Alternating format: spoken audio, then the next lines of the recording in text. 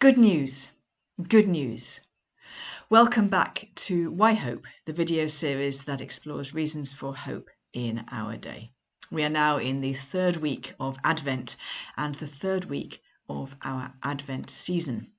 The Advent season is called Hidden in Plain Sight, and I'm trying to show you some things in the prophets, and particularly in the book of Isaiah, which you may not have seen before and which I hope will enrich your own Advent preparations. So today I want to explore the little Greek word euangelion, which is found in both the New Testament and, as I'm going to show you, in the Old Testament. Now, don't fret about a little bit of Greek. I'm not going to use that term again, but the word means gospel. And as you know, gospel, good news, is a New Testament idea. Mark's gospel, for example, begins the gospel of Jesus Christ, the Son of God. And I think sometimes because we've got 4 books called gospels, we simply think of that as meaning, I don't know, a book in the Bible that contains a biography of Jesus or something. And it's really important that we understand that that word gospel is the translation of that Greek word that I said I wouldn't use again, which means good news. So we could begin Mark's gospel as the beginning of the gospel of Jesus Christ, or the beginning of the good news of Jesus Christ, the Son of God. So this idea of good news is at the heart of the New Testament's witness to Jesus. But what I want to show you is that this is woven through the parts, at least, of the prophecy of Isaiah. So I'm going to show you a few places where that word crops up. Now, you may well know that Isaiah would have been written in Hebrew in the first instance. But there are certain places where the ancient Greek translation, the ancient translation from the Hebrew to the Greek of the Old Testament, uses that Greek word as a translation of the Hebrew.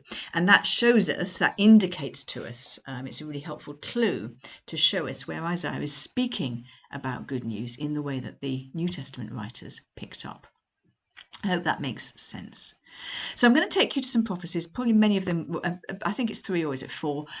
They probably will be familiar to you, but I want to specifically show you the gospel word, the good news word in the prophecy. So let's start in Isaiah 40, and Isaiah 40 is where the Isaiah's book kind of hinges here, really. We've had, not exclusively, but a lot of the first 39 chapters have been words of warning or judgment. And Isaiah 40 opens with these words: "Comfort, comfort my people, says your God. Speak tenderly to Jerusalem and cry to her that she has served her term, that her penalty is paid, that she has received from the Lord's hand the matching double for all her sins." A voice cries out, "In the wilderness, prepare the way of the Lord. Make straight in the desert a highway for our God." And you may well know that this little bit of Isaiah is used to refer to John the Baptist. Now, let's keep reading on. A voice says, "Cry out." And I said, "What shall I cry? All flesh is grass. Their constancy is like the flower of the field. The grass withers, the flower fades, but the word of our God will stand forever." So, okay, this herald is crying out in the face of the inconstancy of God's people.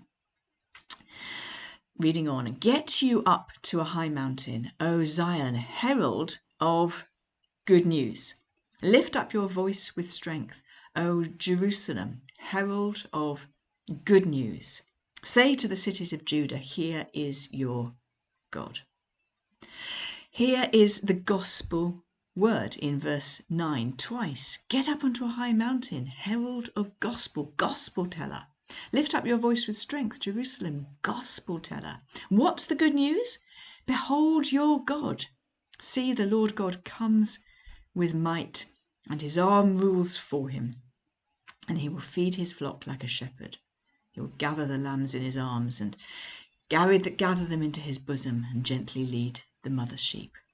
Good news, says Isaiah. Gospel, says Isaiah.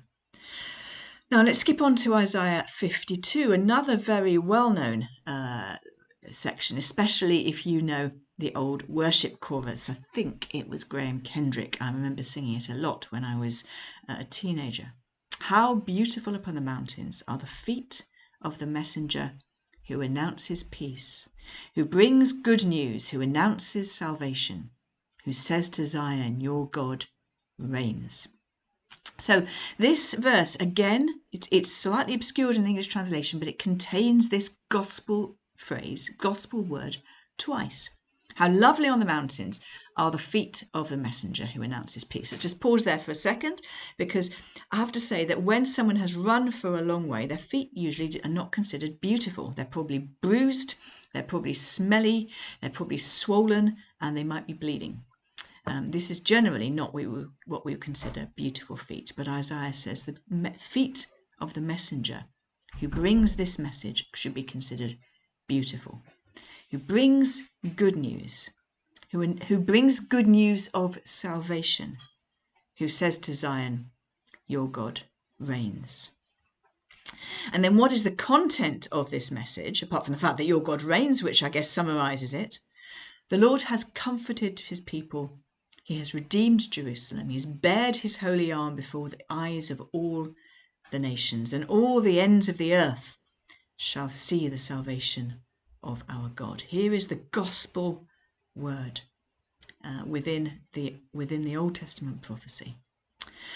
Moving on to Isaiah 60.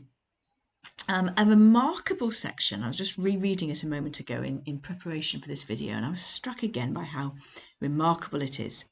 I don't think Isaiah himself is glimpsing the story in Matthew's Gospel of the arrival of the Magi at to visit the infant Jesus. But I think that Matthew has this in mind as he tells us that story. Listen. Arise, shine, for your light has come. The glory of the Lord has risen upon you. Because, I'll read straight on. For behold, darkness shall cover the earth, and thick darkness will cover the peoples.